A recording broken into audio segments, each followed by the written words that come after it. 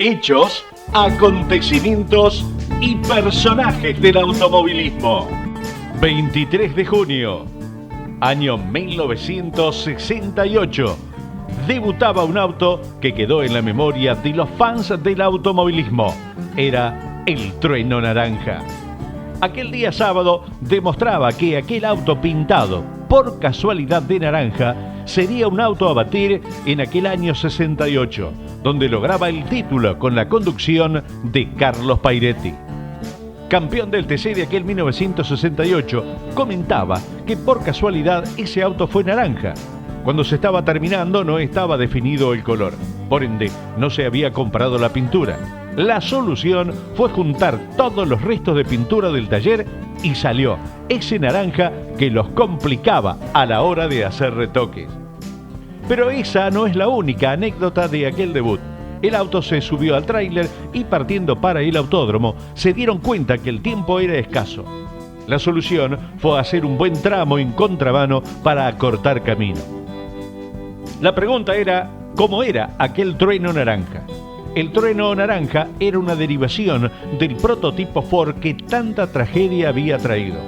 Murió sobre él Oscar Cabalén y Atilio Viale del Carril pudo salvar su vida, pero las huellas del accidente le quedaron para toda la vida.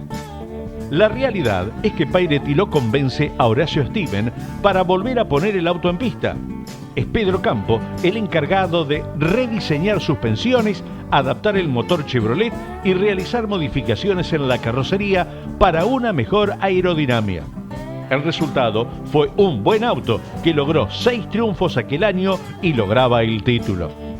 José Tomás Oneto era el periodista de Diario Clarín quien lo bautizó con el nombre del Trueno Naranja. Esto lo hacía en su comentario sobre aquella primera competencia. 1968. Las 250 millas se corrían en Buenos Aires. Parecía que era para Chevrolet, pero la ganaba Gastón Perkins con la Liebre 2 Tornado. En el Autódromo Municipal de Buenos Aires se disputaban las 250 millas. Era un carrerón con tribunas completas y que hicieron crear ilusiones de un triunfo para los de la marca del Monio. La punta la hacía el debutante Trueno Naranja de Carlos Pairetti y el Chevy 3 de Carlos Marinkovic. Se dieron como en la guerra y se alejaban del resto, hasta que el auto de Froilán González ingresaba a boxes con el motor detenido. La cara de desazón de Carlos Marinkovic lo decía todo. Ahora la punta era de un auto debutante que marchaba en punta con autoridad. Pero a la salida del curbón, el auto que sale lento, mucho olor a aceite quemado y de pronto el auto se queda como pegado al piso. Se había soldado el diferencial y se terminaban las ilusiones de Carlos Pairetti y aquel equipo que había hecho debutar un auto que quedaría en el recuerdo de los fans del automovilismo.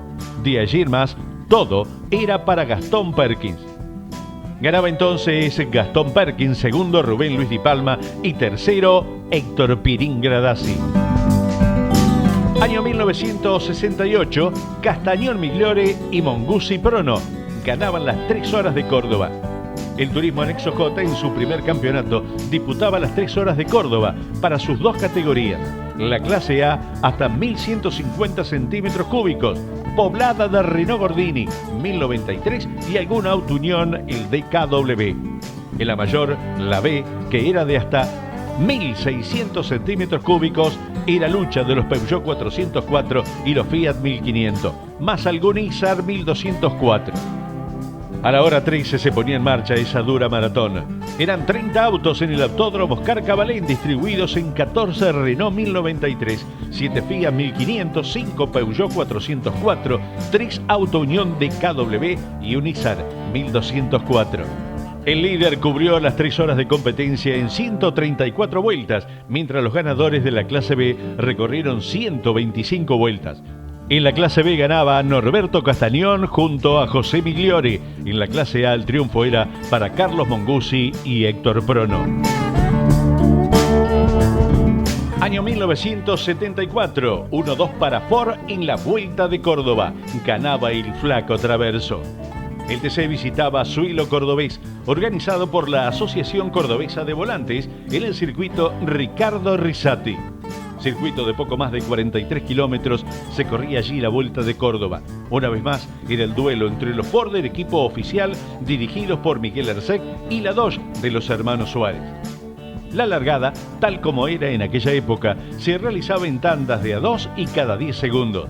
En la primera largaban Pirini y los hermanos Suárez, en la segunda el Flaco de Ramallo y Carlos Marinkovic, en la tercera fila Rodi Marinkovic y Giordano, en la cuarta Caíto Iglesias y el gaucho Martínez Boero.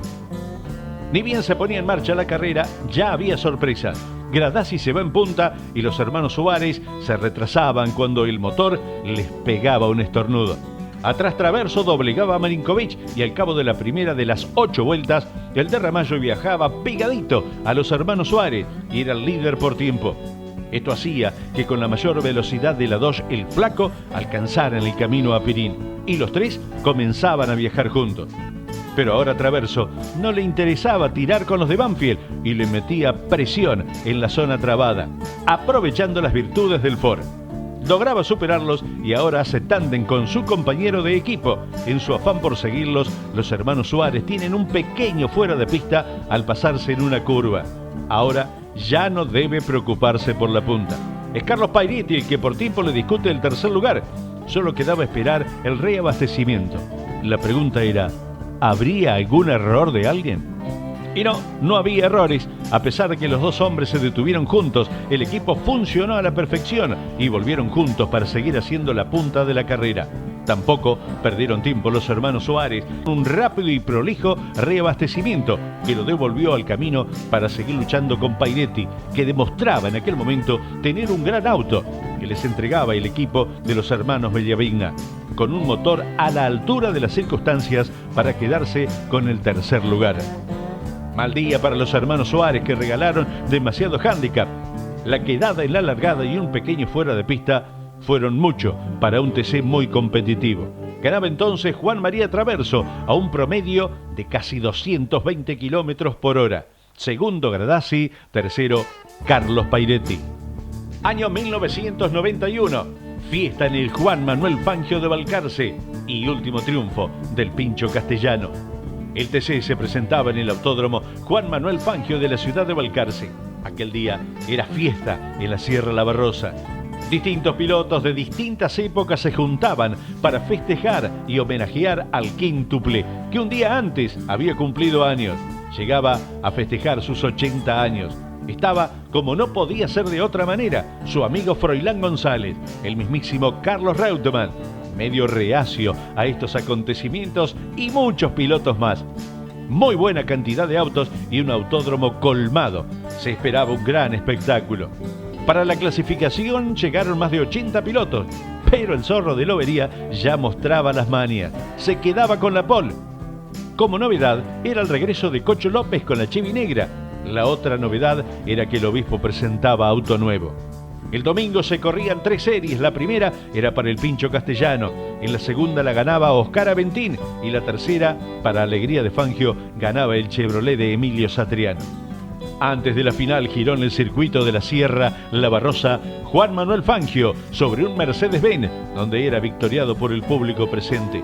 Largada la competencia final, era Castellano el que tomaba la delantera, seguido por los Ford de Oscar Aventín y Lalo Ramos. Después, la Dodge de Nesprías, que lo seguían Satriano, Mouras, Minervino, Pernía, Luis Hernández, Duarte, Gairó, Acuña y Landa. Era casi un trámite para el Pincho, más cuando se quedaba Oscar Aventín. Ahora detrás suyo viajaba Ramos, integrante de su equipo. Hasta se dieron el lujo de llegar casi juntos y de esa manera se adjudicaba su último triunfo, el Pincho de Lobería. Tal vez no fue el mejor regalo para Fangio, que siempre defendió la marca del Monio. Ganaba entonces Oscar Castellano con Ford, segundo Lalo Ramos con Ford, tercero Nesprías con Dodge, cuarto Roberto Mouras, quinto Satriano, sexto Patita Minervino, séptimo Juan Manuel Landa, octavo Mario Gairó, noveno Luis Hernández y décimo Antonio Aventín.